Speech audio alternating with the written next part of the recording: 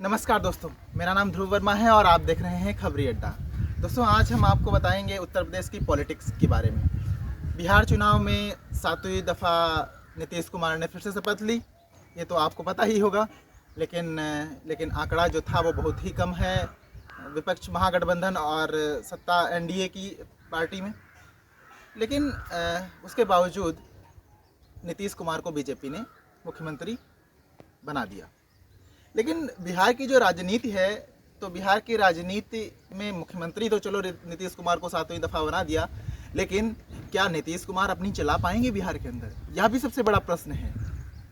और दूसरी बात है, सत्ता पर तो काबिज हैं, 2 उप मुख्यमंत्री भी बनाए गए।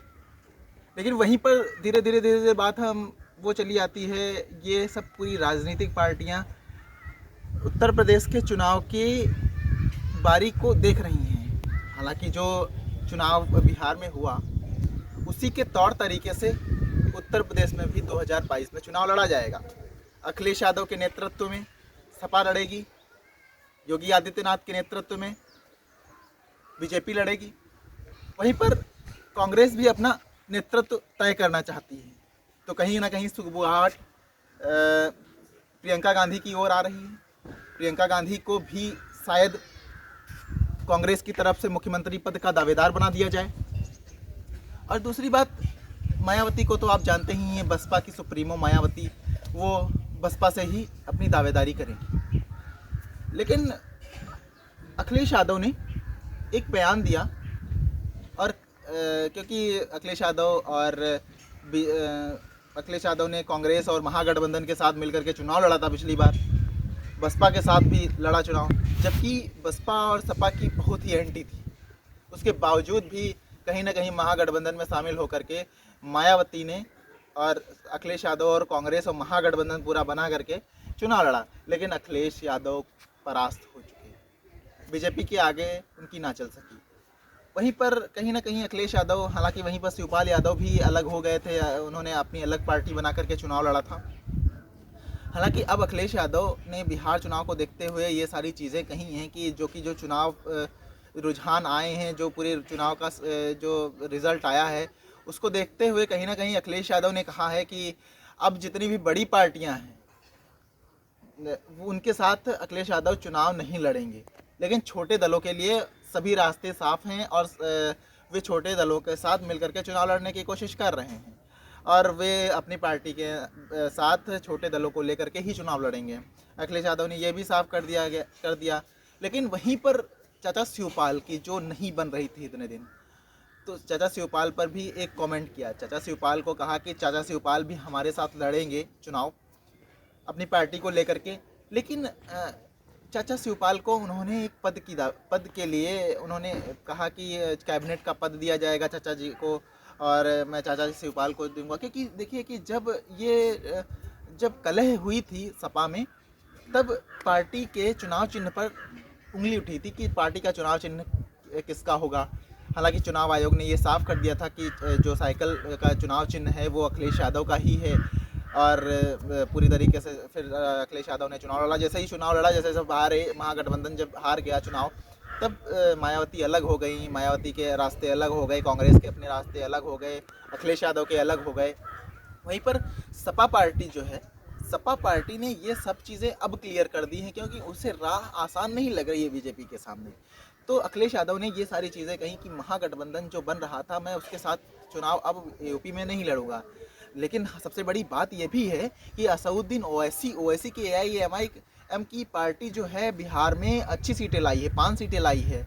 तो कहीं ना कहीं उसकी कहीं ज़मीन नहीं थी, लेकिन उसके बावजूद असदुद्दीन ओवैसी ने अच्छी खासी पैठ बनाई है बिहार के अंदर। लेकिन ओवैसी का ये भी कहना है कि उत्तर प्रदेश में मैं फिर से चुनाव लड़ूंगा, मैं विधानसभा चुनाव 2022 का उत्तर प्रदेश में भी लड़ूंगा। तो सबसे बड़ी चीज़ सोचने की ये भी बात है कि ओवैसी अपनी पार्टी को यदि उत्तर प्रदेश में लाएंगे, तो ये जो मुस्लिम समीकरण है, ये जो जो जातिवाद पर जो वोट पड़ते हैं, वो मुस्लिम वोट बैंक कहाँ जाएगा अखिलेश यादव के लिए ये भी बहुत बड़ा प्रश्न चिन्ह है। इसलिए भी कह रहे हैं कि अखिलेश यादव की मैं चुनाव नहीं लड़।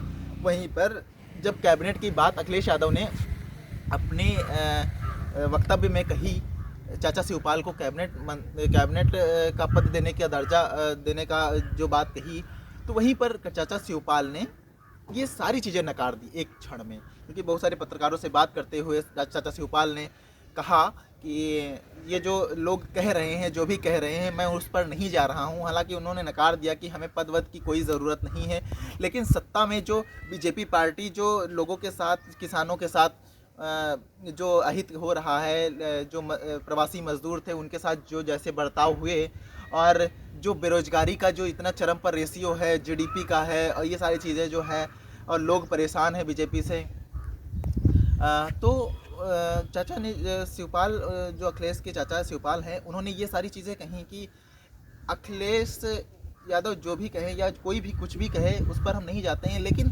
हमें बीजेपी को उत्तर प्रदेश से उखाड़ फेंकना है। तो यहीं पर चीज़ें ये साफ़ हो जाती हैं। अब तो देखना पड़ेगा कि 2022 में क्या होता है, किसकी सरकार आती है। और बीजेपी अपने समीकरण को तलाश रही है। बीजेपी किसके साथ, बीजेपी अपना दल के भी साथ भी चुनाव लड़ती है। वो छोटे दल हैं जो उसके साथ बीजेपी के साथ मिलकर के चुनाव लड़ते हैं।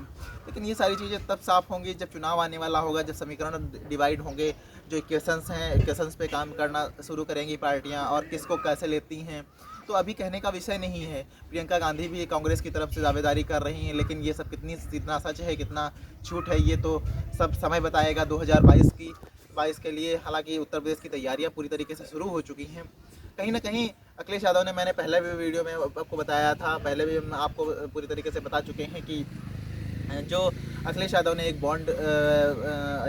फॉर्म फिलअप करने की बात कही थी, और चुनाव लड़ने वाले प्रत्याशी जो दावेदारी करना चाहते हैं, जो चुनाव लड़ना चाहते हैं विधानसभा का, वो अभी से अपना नामांकन दाखिल कर दें। हमारे पास वो उनका व्यक्तिगत एक फॉर्म था, वो अखिलेश यादव अपनी पार्टी का एक फॉर्म बनाए थे। वो सब वीडियो पे आप मेरे पुराने वीडियो पर जाएंगे तो, टिकट लेने के लिए वो सभी लोगों को बुला रहे थे, और कहते जिन्होंने हमारे पार्टी के लिए काम किया है, जो टिकट लेना चाहते हैं, वो उनके लिए सारे रास्ते हमारे पार्टी के लिए, पार्टी से साफ़ हैं, और वो जो टिकट ले सकते हैं।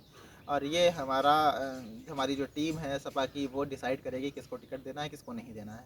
तो दोस्तों बने रहिए मेरे साथ, यानी ध्रुव वर्मा के साथ। आप देख रहे थे खबरी अड्डा। दोस्तों हमारे चैनल को सब्सक्राइब करें, लाइक करें, और घंटी का आइकन ज़रूर दबाइएगा। और आपकी जो सुझाव है, आपकी जो राय है, वो कमेंट बॉक्स में लिख दीजिएगा। ये हमारा वीडियो यदि आप यूट्यूब पर देख रहे हैं तो शेयर करिए, लाइक करिए, सब्सक्राइब करिए, बेल आइकन दबाइए। यदि आप फेसबुक पर देख रहे हैं तो भी आप शेयर करिए, लाइक करिए। धन्यवाद। जय हिंद, जय भारत।